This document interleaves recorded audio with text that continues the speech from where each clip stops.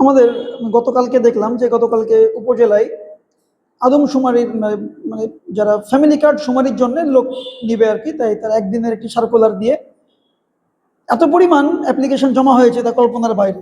আমার সঠিক সংখ্যাটি জানা নেই, তো আমার আইডিয়া যে মানে কয়েক হাজারেরও বেশি অ্যাপ্লিকেশন জমা হয়েছে।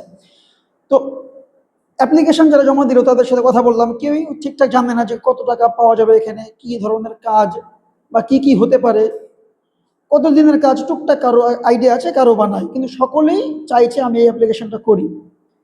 এখন এইটা থেকে বুঝতে পারা যায় যে আমাদের শিক্ষিত সমাজ কতটা অসহায় হয়ে আছে। আমরা আমরা অনেক অনেক সার্টিফিকেট নিয়ে বসে আছি, অনেকে আফসোস করেছে, কেউ রাজশাহীতে আছে, কেউ ঢাকায় আছে, অ্যাপ্লিকেশনটা করতে পারলো না। আবার অনেকে চেষ্টা করছে একটু সুপারিশের মাধ্যমে যদি কাজটা যদি পেয়ে যাওয়া যায়। 2-3 হাজার অ্যাপ্লিকেশন বা তারও বেশি নিবে হয়তো বা 200-250 জন, এমন কিছু একটা। তো যে আমাদের সকলের যে আমরা মানে এমন একটা বাজে অবস্থার মধ্যে আছি, আমি কালকে খুবই খুবই মানে এটা ব্যাপারটা খেয়াল করলাম যে এত এত মানুষ এবং সকলেই সনদধারী, সকলেই উচ্চশিক্ষিত, এবং আমরা সকলেই বেকার, কারোর কোনো কাজ কাম আমরা পাচ্ছি না, ভালো চাকরি কেউই করি না। আমরা সকলে চেষ্টা করছি এই কাজটা যদি হয়ে যায় হয়তো 1 মাস 2 মাস আমাদের পকেট খরচটা চলে যাবে আর কি।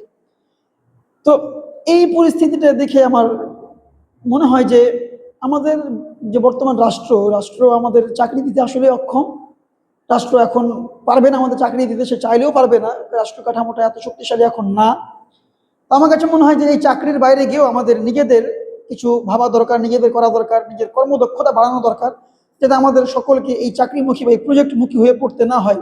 খুব মন খারাপ হবে যারা এই প্রজেক্টটা পাবে না, খুব অল্প সংখ্যক লোকই প্রজেক্ট পাবে, এর মধ্যে আবার দলীয় ব্যাপার স্যাপার থাকবে।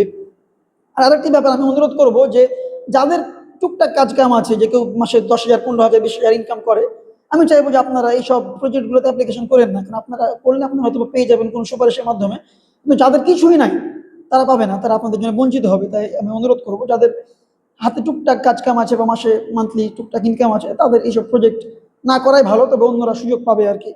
আর এটুকুই বলতে চাই যে আমাদের রাষ্ট্র আমাদেরকে অনেক সনদ দিচ্ছে, আমরা শিক্ষিত হচ্ছে, কিন্তু আমাদের রাষ্ট্র আমাদেরকে কাজ দিতে পারছে না। তো আমার কাছে মনে হয় কাজটা আমাদের সেই তৃণমূলে ঘুরে যেতে হবে, আমাদের সেই মাটির কাছে ঘুরে যেতে হবে। কৃষিকাজ, পুকুর চাষ থেকে শুরু করে বাগান টাগান, এই টাইপের কাজগুলোই, ছাগল পালন, এই টাইপের কাজগুলো আমাদের করতে হবে।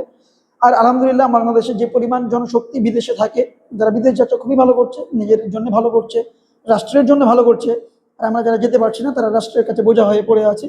আমার কাছে মনে হয় এমন কাজের দিকে আমাদেরকে ঝুঁকা দরকার, এবং সরকারি কাজ, সরকারি প্রজেক্ট মানে আশা না করাই খুবই ভালো আমার কাছে মনে হয়। কারণ এখানে আশা করলে হতাশা ছাড়া কিছুই মিলবে বলে আমার মনে হয় না। ধন্যবাদ সকলকে, যারা পাবেন তাদেরকে সকলকে অভিনন্দন, আর যারা পাবেন না তাদেরকে বলবো মন খারাপ করার কিছু নেই। এত লোকের মধ্যে, এত সুপারিশের মধ্যে আপনি আমি না পাওয়াটাই স্বাভাবিক। আর আমি এটুকুই বলবো যে সার্টিফিকেটটা বাদ দিয়ে নিজের কর্মদক্ষতা বৃদ্ধি করে আমাদের অন্য কাজের দিকে ঝুঁকাই এখন সব থেকে বেটার আমার কাছে মনে হয়।